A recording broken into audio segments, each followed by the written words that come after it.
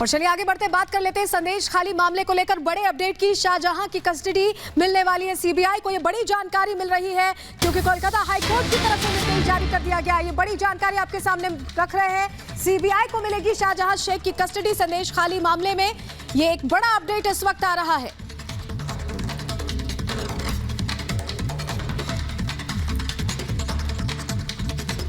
और बड़ी जानकारी लगातार मिल रही है। ईडी टीम पर हमले का केस सीबीआई को सौंप दिया गया है। ममता सरकार को कोर्ट से ये बड़ा झटका लगा है।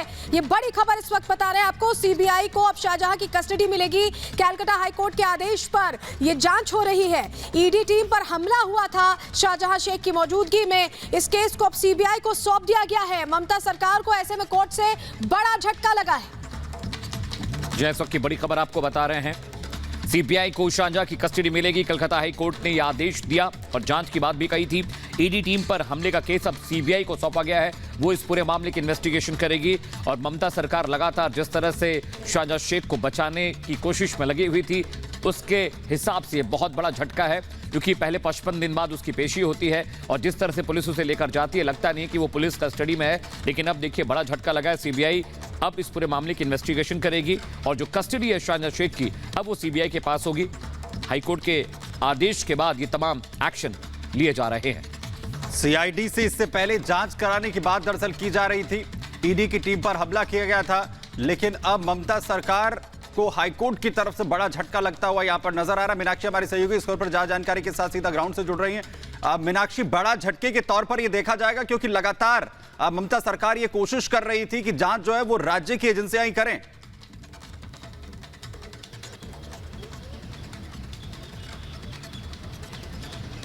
सुमित, मैं आपका सवाल बहुत अच्छे से नहीं सुन पाई हूँ, लेकिन हाँ ये जरूर है कि जब शाहजहां शेख को कस्टडी में लिया गया था, 10 दिन की रिमांड पर भेजा गया था, तो साफ तौर पर ये कहा जा रहा था बार बार कि आपने पुलिस से लेकर के कस्टडी यहाँ पर भेज जरूर दिया भवानी भवन में, सीबीआई ऑफिस में, वहाँ पर पूछताछ होगी। लेकिन उसके बाद भी पश्चिम बंगाल सरकार का कहीं ना कहीं शाहजहां शेख पर हाथ होगा। इसलिए लगातार ये कहा जा रहा था कि ये जो केस है या तो वो सीबीआई को सौंप दिया जाए या ईडी को सौंप दिया जाए। और अब इसे बड़ी सफलता के तौर पर देखा जा सकता है कि किस तरीके से ईडी पर हमला किया जाता है, उनके मोबाइल फोन छीने जाते हैं, उनकी जो गाड़ियां हैं वो तक तोड़ दी जाती है। और उसके बाद अगर अब ये केस ट्रांसफर होता है तो ये बड़ी जीत है, क्योंकि संदेश खाली के लोग अब लगातार ये कह रहे थे कि हमें जब तक भरोसा नहीं होने वाला है, जब तक ये केस सीबीआई या ईडी को नहीं सौंप दिया जाता है।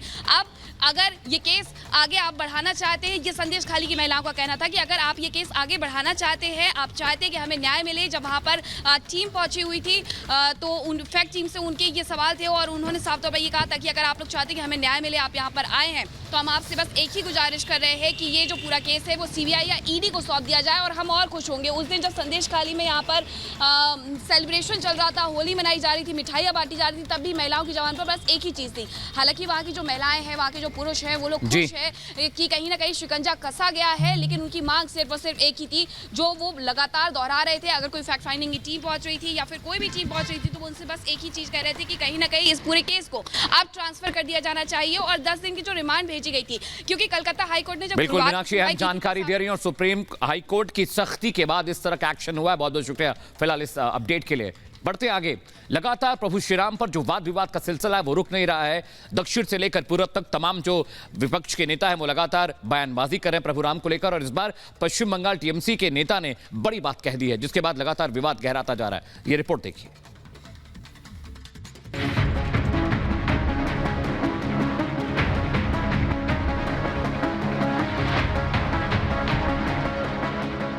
क्या कह रहे हैं कि नरेंद्र मोदी ब्राह्मण नहीं है तो कुछ जाने का अधिकार नहीं है? ये बहुत ही कुत्सित सोच है।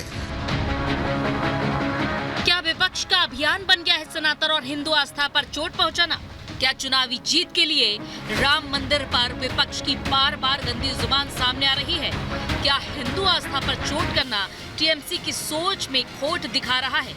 क्या सियासत के लिए टीएमसी भगवान राम और उनके मंदिर से नफरत का जहर उगल रही है? ये सवाल इसलिए क्योंकि एक बार फिर से टीएमसी ने हिंदू आस्था पर चोट करते हुए राम मंदिर पर सवाल उठाए हैं। बंगाल बीजेपी नेता शुभेंदु अधिकारी ने एक वीडियो पोस्ट किया है जिसमें नजर आ रहे हैं टीएमसी विधायक रामेंदु सिन्हा रॉय, जो राम मंदिर को लेकर न सिर्फ विवादित बयान दे रहे हैं बल्कि मंदिर में पूजा के लिए जाने से भी हिंदुओं को मना कर रहे हैं।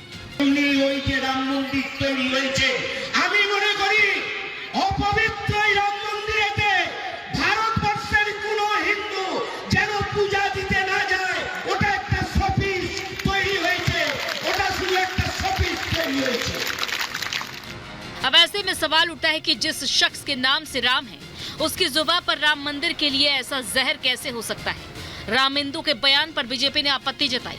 शुभेंदु अधिकारी ने पोस्ट कर लिखा, हिंदुओं पर हमला करने का टीएमसी का दुस्साहस इतना बढ़ गया है, अब वो हिंदुओं के पवित्र स्थान भगवान श्री राम के पवित्र मंदिर को अपवित्र कहने का दुस्साहस कर रहे हैं। मैं न केवल उनके इस अपमानजनक बयान की कड़ी निंदा करता हूं, बल्कि दुनिया भर के हिंदुओं की भावनाओं को ठेस पहुंचाने वाले ऐसे घृणित बयान के लिए इस व्यक्ति के खिलाफ एफआईआर दर्ज करने की भी तैयारी कर रहा हूं।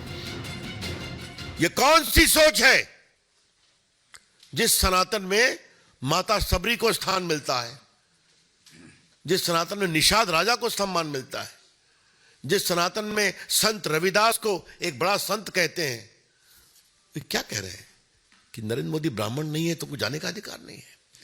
ये बहुत ही कुत्सित सोच है।